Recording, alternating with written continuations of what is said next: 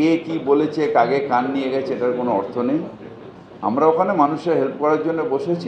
ওনারা যদি এগিয়ে এসে মানুষের হেল্প করেন, আমরা স্বাগত জানাচ্ছি। ওনারা যদি চিকিৎসা করেন, আমরা স্বাগত জানাচ্ছি।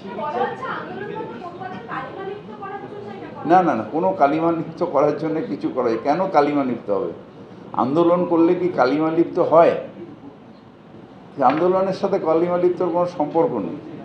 মানুষ যদি অসুবিধা হয়, যেমন কর্মবিরতি করেছে, অ্যাডমিশন পায়, কালকে যেরকম একজন আরজিকারে মারা গেল, বেড পায়নি, কালকে মারা গেছে।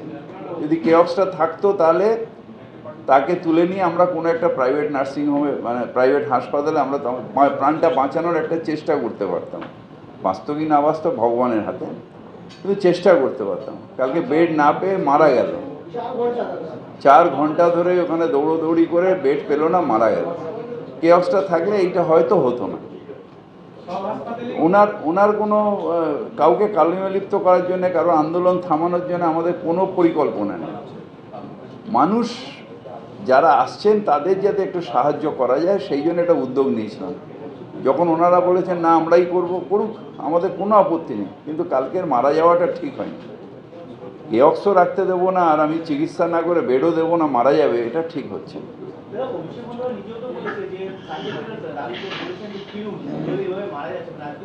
আমরা সবাই বলছি, আজকে না বহুদিন ধরে বলছি, মুখ্যমন্ত্রী বারবার বলছেন, অভিষেক বন্দ্যোপাধ্যায় বলছেন, যে কোনো যে মানুষেরা সচেতন মানুষ সবাই বলছেন ফিরতে, এবং কাজে ফিরে যেটার জন্য ওনারা শপথ নিয়েছেন সেইটুকানি করুক। আন্দোলন করতে মানা করিনি। আমরা সবাই চাই যে, কালকে চার্জশিট জমা হয়েছে, আমরা চাই যে মৃত্যুদণ্ড হোক। হ্যাঁ, সব ঠিক আছে, কিন্তু যে মারা গেছে, ঠিক অত্যন্ত দুঃখের, আমার মেয়ের বয়সী মেয়ে মারা গেছে, কিন্তু তার জন্য আরও 10টা লোক মরে যাবে, এটা তো ঠিক হচ্ছে না। আর আমরা যখন চেষ্টা করছি সেটাকে অবজেকশন করছি, সব তো একসাথে হয় না।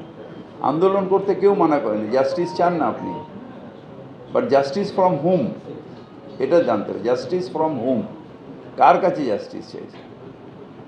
শ্রীরামপুরে যা আছে আরজি করে নেই, আরজি করে যা আছে শ্রীরামপুরে নেই, নিশ্চিতভাবে। তো এখন ব্যাপারটা সেটা তো এখন পরিকাঠামো তো একদিনে তৈরি হবে না, সেই জন্য সে আরজি করে এসেছিল।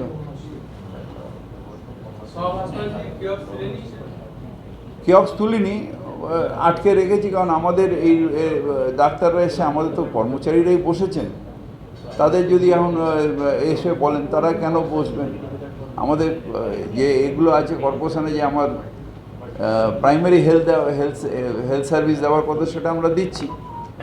এখন ওনারা যদি নিজেরা দায়িত্ব নিচ্ছেন, নিক না, আমাদের কোনো আপত্তি নেই, কিন্তু মারা না যায়, মানে বেড না পেয়ে যেন মারা না যায়, এইটুখানি দেখতে বলছি। কেওক্স এখনো তুলিনি। যদি ওনারা ঠিক মতন দেন, এরকম যদি মারার কেস রোজ মারা যায়, তাহলে আমাকে তো নিশ্চয়ই ওখানে বসতে হবে। কেওক্স চলছে না, কোথাও বন্ধ করে রেখেছি, কোথাও চলছে না। বাংলা খবর, আপনার রাজনীতি, আপনার আওয়াজ।